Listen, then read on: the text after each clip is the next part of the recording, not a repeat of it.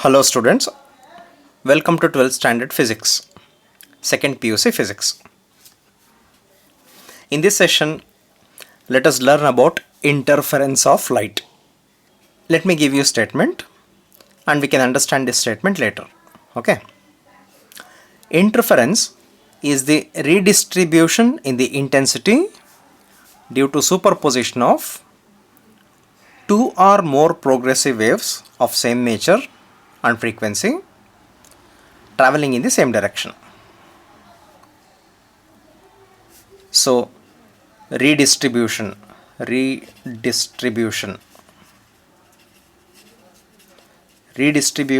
in intensity. First point. Second point, due to superposition, principle of superposition of waves, that is y equal to y1 plus y2, due to superposition of two or more waves which are simple harmonic in nature. Simple harmonic in nature means equation should look like y equal to a sine omega t minus kx or kx minus omega t. Okay. If this is first wave, y2 equal to b sine omega t minus kx. If waves can be represented like this using sine function or cosine function, cosine function, then they are called simple harmonic progressive waves. When such waves superpose according to this equation, then there is redistribution in the intensity. That is called interference of light or interference. Now let me give two examples. First example, observe the diagram. You have seen such color patterns on road. Due to leakage of oil on road and due to water. Of course, we observe such things in rainy days, or sometimes if water is there and there is oil leakage and if there is sufficient sunlight, then we can see such patterns on the surface of oil film. Second example, you have seen colored patterns on the surface of soap bubbles, and these color patterns is not due to soap bubble, it is not just due to soap bubble, it is due to the incident polychromatic light and interference. So this phenomenon is interference of light. Let us understand interference through theory of interference, through equations.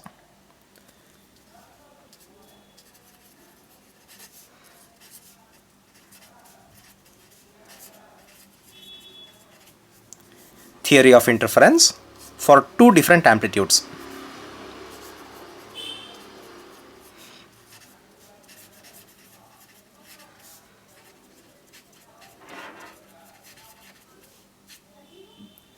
Let us understand for two different amplitudes. After that, in this special case, for equal amplitudes.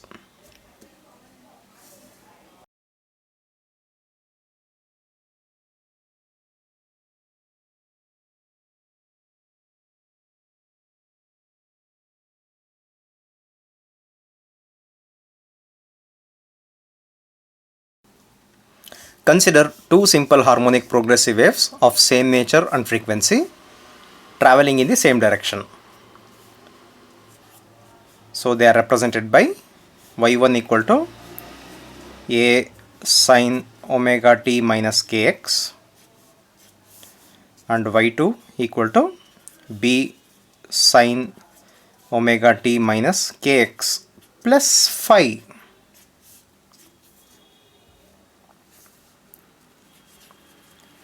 Where a and b are amplitudes.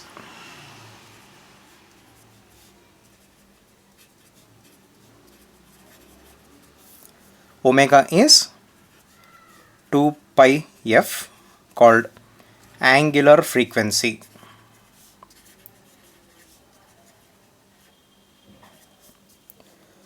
k is 2 pi by lambda. So this is called angular wave number.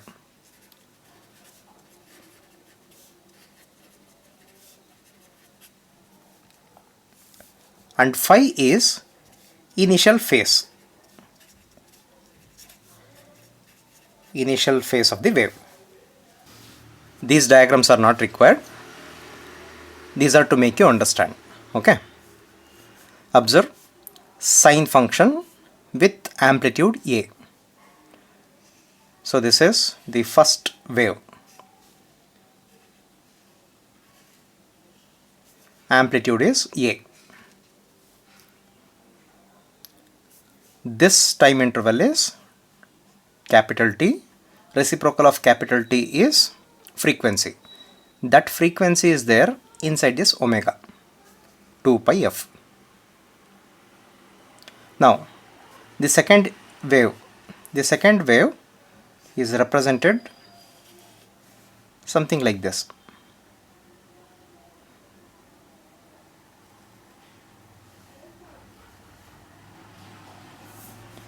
Amplitude of second wave is B, that is this B. If omega is angular frequency which has frequency and time period, then this is also omega. So these two are of same these two are of same frequency. Then observe, the first wave is starting from the origin at 0, but here at the origin it is not at 0, it has some displacement, and that is initial phase denoted by phi. So initial phase of this is phi. Initial phase of this is phi equal to 0 because sine 0 is 0. If these two waves superpose, then there is redistribution in the intensity. That is interference. So we should derive an expression for the resultant amplitude and its resultant intensity. Okay. I hope you understood this. Let me summarize. This equation represents this wave. This equation represents this wave. If these two superpose, what will happen?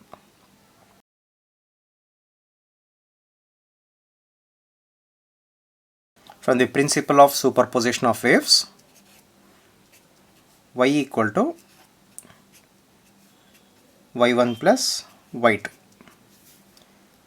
The resultant amplitude, the resultant displacement is equal to vector sum of individual amplitudes.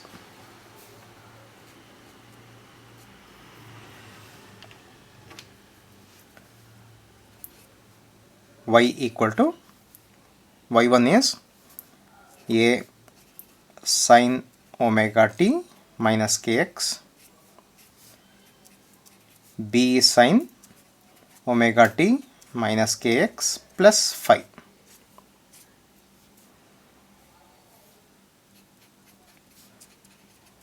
At the origin, if these two waves superpose on the screen, this is screen, okay, some white sheet, then this position of the screen is taken as the origin. If it is the origin, then x coordinate is 0, y coordinate is also 0.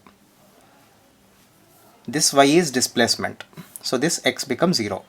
So at the origin, x equal to 0 implies y equal to A sine omega t, B sine omega t plus phi. So we have to solve this equation. So we have y equal to A sine omega t plus B sine omega t plus phi. A sine omega t, this is of the form sine A plus B. So sine A cos B plus cos A sine B. See, B belongs to both the cases. So let me write B here. Equal to In these two, sin omega t is common factor. So if I take out sin omega t, remaining is a plus b cos phi. A plus b cos phi into sin omega t plus here b sin phi cos omega t. Just flip these two terms.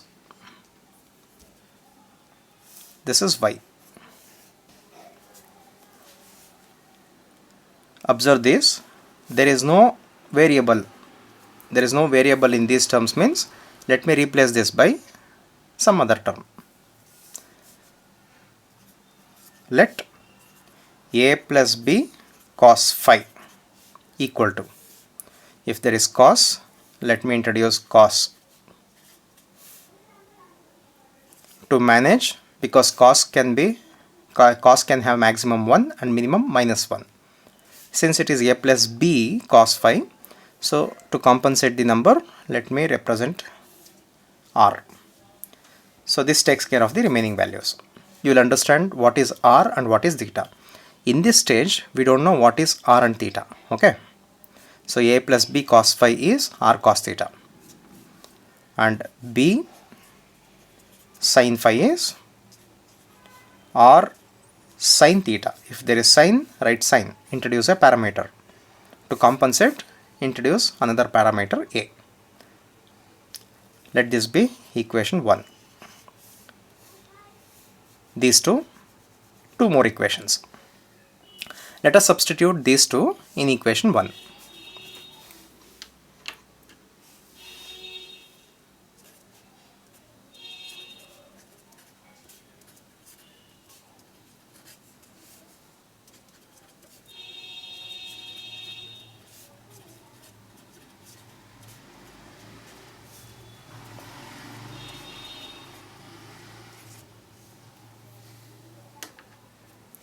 Substituting above two equations in equation 1 gives y equal to a plus b cos phi r cos theta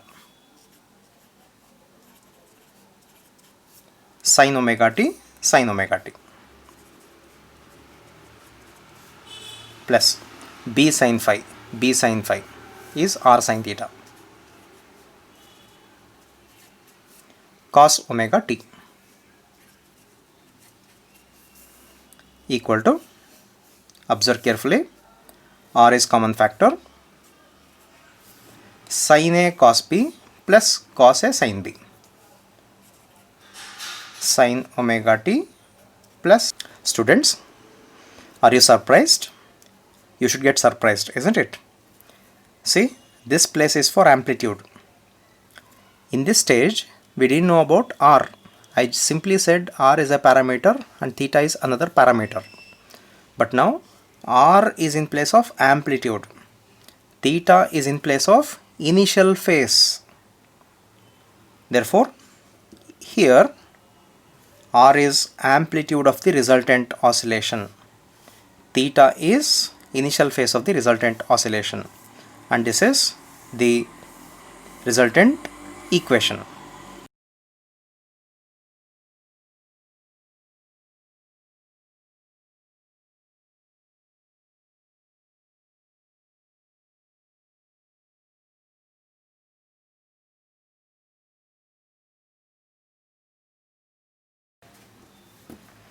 R is amplitude and theta is initial phase of the resultant oscillation. There is no K term. If K term is there, then that represents a wave. But this is simply an oscillation. Therefore, amplitude of the resultant oscillation, initial phase of the resultant oscillation. So this is one important stage. Now let us find equations for R and theta. You have a surprise when we find equation for R and theta.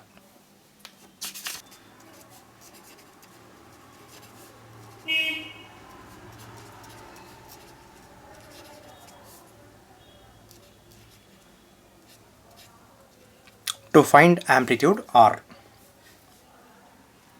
we have R cos theta and R sin theta. Square these two and add these two. Let this be equation 2 or equations 2.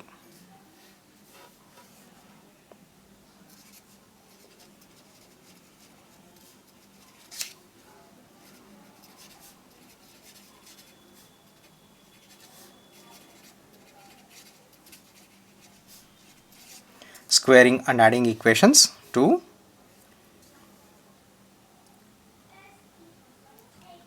R cos theta square plus R sin theta square equal to, on the right hand side, a plus b cos phi square.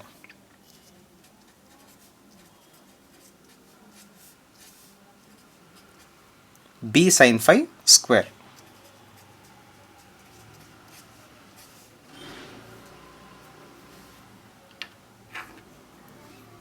R square cos square, R square sin square. Common factor is R square. Remaining is cos square plus sin square, which is 1. Right hand side, expand this, a square plus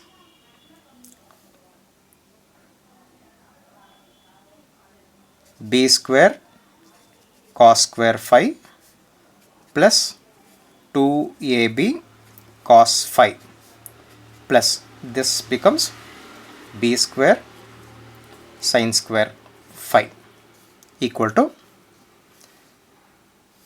in these two terms, take b square common factor, a square is a square, b square common factor, b square.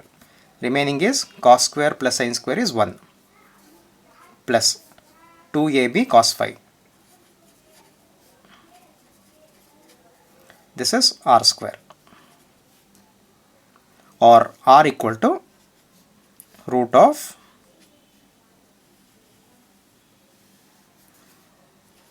a square plus b square plus 2ab cos phi. This equation is similar. This equation is familiar to you, isn't it, students? This equation is similar to the resultant of two vectors, the one which we have used in first chapter. Last year we have read about this equation in motion in a plane. Root of p square plus q square plus 2pq cos theta, resultant of two vectors. Of course, we started with two vectors, that is y1 and y2. See, these two are vectors, just like p and q. If p and q are added, what we get is resultant r. Similarly, if y1 and y2 are added, what we get is the resultant y. That is why we got this equation. Now let us find initial phase theta. R cos theta, which is a plus b cos phi. Divide this equation by this equation. R get cancels, sin by cos is tan theta equal to b sin phi by a plus b cos phi, or theta equal to tan inverse of b sin phi by a plus b cos phi.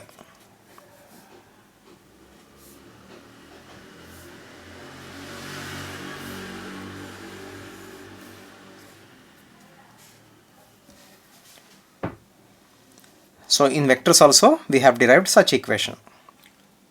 So here theta is initial phase. Now these two equations are required. Using these two equations, let us try to understand interference.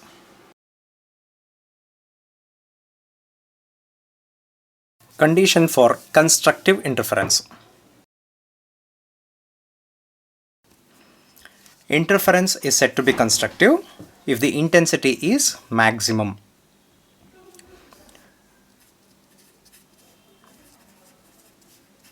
We know that intensity I is proportional to square of the amplitude.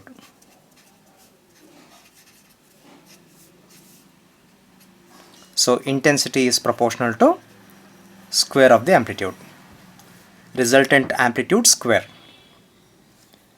Maximum intensity means R square must be maximum. I is maximum if and only if R square is maximum. R square is maximum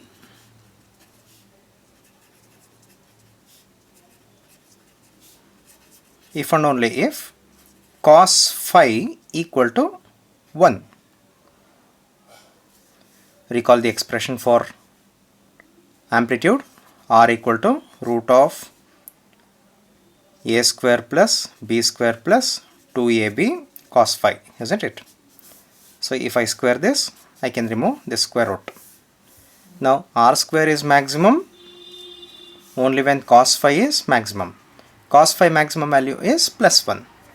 So cos phi equal to 1, or phi equal to cos inverse of 1. Cos inverse of 1 is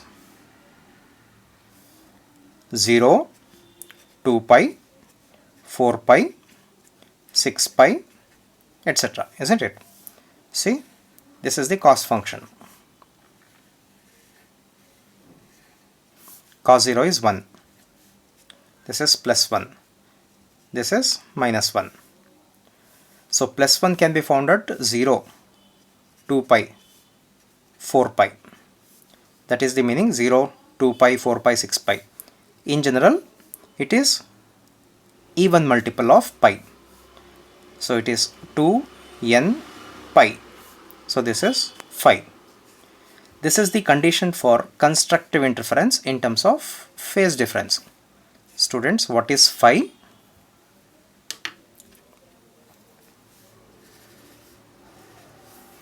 What is phi? We started with y1 equal to a sine omega t, y2 equal to a sine omega t plus phi. Of course, we are taking at the origin.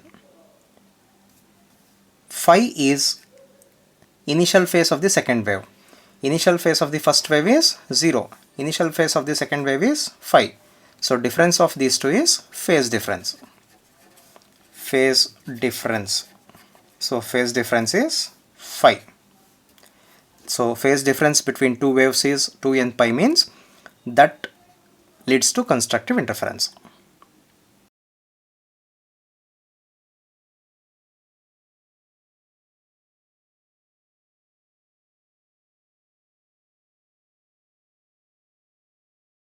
For constructive interference, phase difference between the waves must be even integral multiple of pi, that is 2n pi, where n is 0, 1, 2, 3, etc.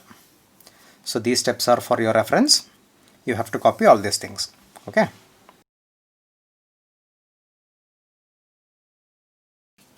Now, in terms of path difference. Path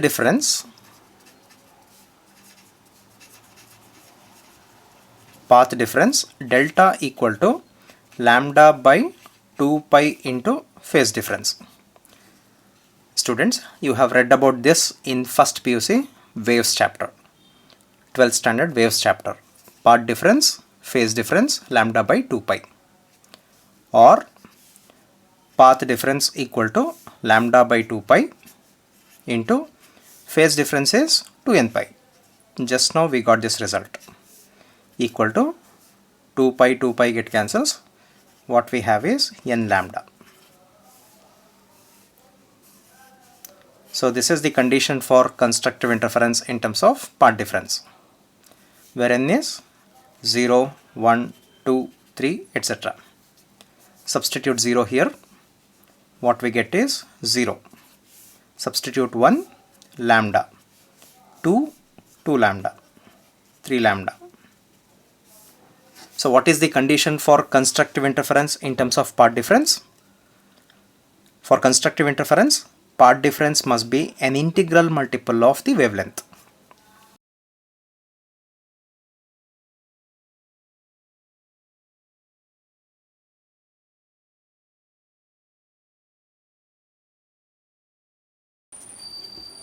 Integral multiple of the wavelength. So this can be asked for 1 mark. What is the condition for constructive interference in terms of part difference? This is the answer. Now let us concentrate on destructive interference.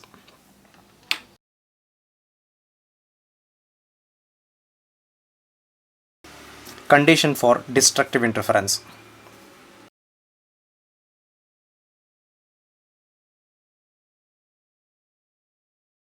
Isn't it? For constructive maximum, for destructive interference, intensity must be minimum. I is proportional to R square. I is proportional to R square. For minimum intensity, R square must be minimum.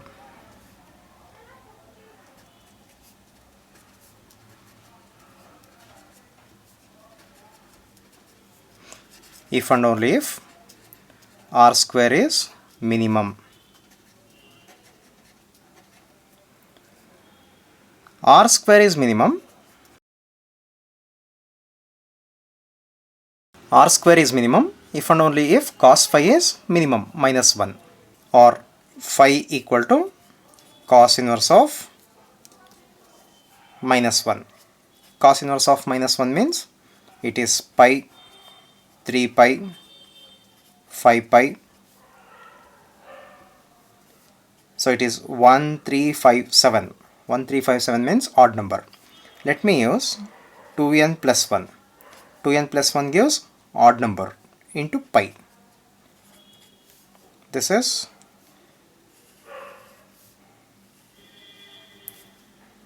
destructive interference in terms of phase difference, where n is, let me substitute 0. If I substitute 0 here, 0 into n is, 2 into 0 is 0, pi. So what I get is pi. N is 1, 2, 1 plus 1, 3, 3 pi, 3 pi. So I get all the numbers if I take n is 0, 1, 2, 3. The statement for this: interference is said to be destructive if phase difference between the waves must be odd integral multiple of pi.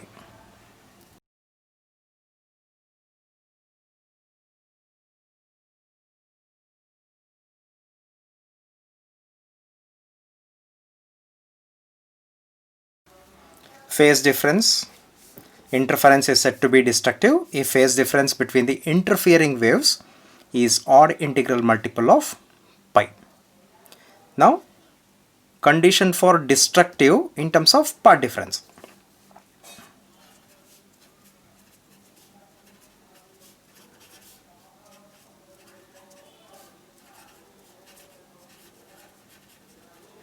In terms of part difference equal to lambda by 2 pi into phase difference. Lambda by 2 pi into phase difference is 2n plus 1 into pi. This is delta, or delta equal to pi get cancels, lambda by 2. 2n plus 1 into lambda by 2. Send 2 inside, also equal to n plus half into lambda, isn't it? Send 2 inside, 2 get cancels, n plus 1 by 2. So this is the condition for destructive interference. Again, here n is 1, 0, 1, 2, 3, etc. Substitute 0, 0, what we get is lambda by 2. Part difference equal to lambda by 2. Substitute 1, 2 plus 1, 3 by 2. 3 lambda by 2, 5 lambda by 2, 7 lambda by 2. So what should be the statement for this? Interference is said to be destructive if path difference between the waves must be odd integral multiple of lambda by 2 or half odd integral multiple of lambda, the wavelength.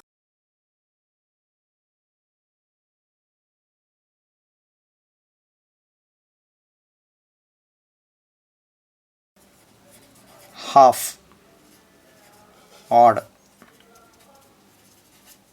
integral multiple of the wavelength.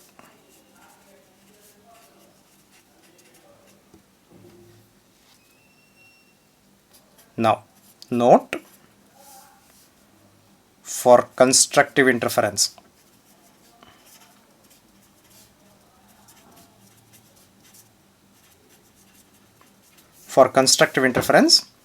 phase difference is 2n pi, path difference is n lambda. Path difference means it should be in wavelength lambda, phase means it should be in pi, okay, where n is 0, 1, 2, 3, etc. For destructive interference,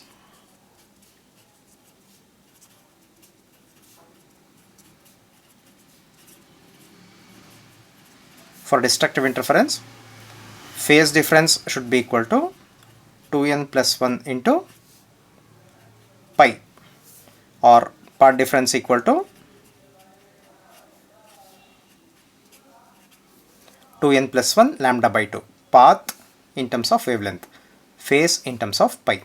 Again, where n is 0, 1, 2, 3, etc. Students, this theory of interference is important from the point of view of entrance exams as well as theory for board exams. And this theory for unequal amplitudes is important because this gives a picture of phase difference and path difference properly.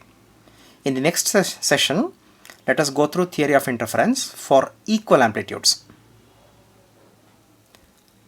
Students, copy all the steps. After copying all the steps, write one more time. Don't miss any of the steps. After that, third time, without looking at any of the steps, you try to write. Okay. So in one stretch, write twice or thrice and make sure that you are familiar with these equations and the concepts behind this.